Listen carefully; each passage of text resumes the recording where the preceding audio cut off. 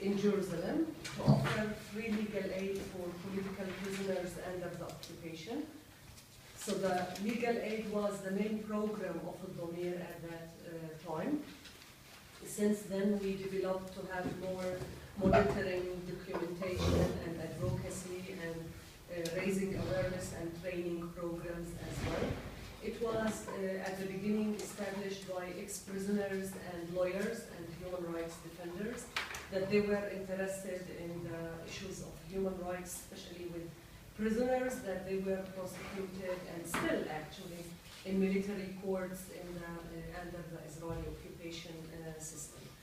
So we have just one office. We used to have a branch in Gaza, but we split in '94 when the Palestinian Authority came first to Gaza, Jericho, and they were registered under the Palestinian Authority. Now they are still existing in Gaza. We cooperate, but they don't focus just on prisoners. They do mostly human rights issues in Gaza in the general perspective and not specifically on prisoners' issues. And Addameer is part of the Palestinian network, the human rights network. It's called FROC, the 12 human rights organizations, the Palestinian Human Rights Council organizations, and we are also part of the Palestinian non-governmental organizations network. And we are involved in general human rights issues with our focus, of course, on the prisoners' cases.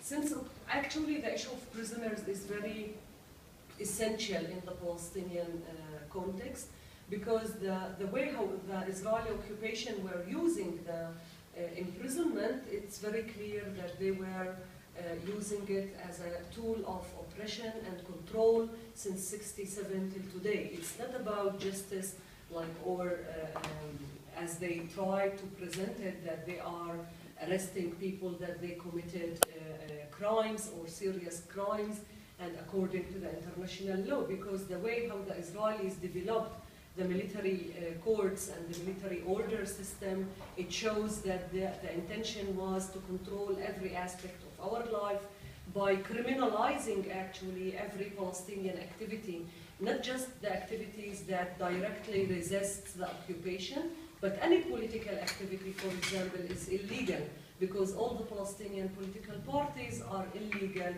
under the military orders, including Fatah, the main party that signed the Oslo Agreement, is still declared illegal in the military orders. And this is the justification how they managed to arrest hundreds of thousands of Palestinians all these years. And whenever there is clashes on the ground, of course, the number of prisoners would be increasing. So this is what happened since last October. Thousands of people were arrested, more than 6,000 since October till today were arrested. In total, currently there's 7,000 in the prisons. And the most serious issue that started in October, the extrajudicial killing policy, that they were shooting to kill in all of the demonstrations, or in the cases where they claimed that there was an alleged of stabbing or attacking with throwing Molotov or even throwing stones, were faced by live ammunitions. And most of the shootings would happen on the upper side of the body, like in the head or the chest. The authorities refused to investigate, even in the cases where we claimed that there was no need at all to use live ammunition and it was a serious violation. The courts even supported the position of the state, and they refused to impose autopsy and further investigation on the police. Also, they reactivated the policy of holding the bodies of these people that they were shooted, and till now there's more than 13 bodies kept with the Israeli side that they didn't give back to the families, and this is a collective punishment to the whole family, because it's not against the person, that's it, he's killed. But when keeping the body and demolishing the house of the family, all these policies are considered collective punishments against the whole community. And at the beginning, more than 100 bodies were kept with the Israeli side. They, after petition to the High Court and pressure through campaigning, they turned back most of the bodies.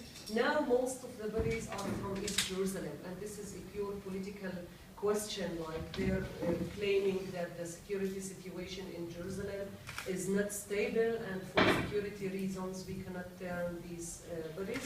Unfortunately, the court last week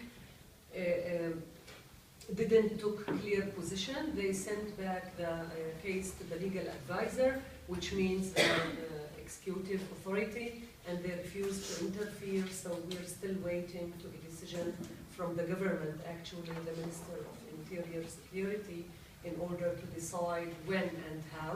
And this is needs, like now, today actually we have a meeting with the families in order to discuss what's the next step if we're failing in the legal level, so what kind of other pressure and advocacy.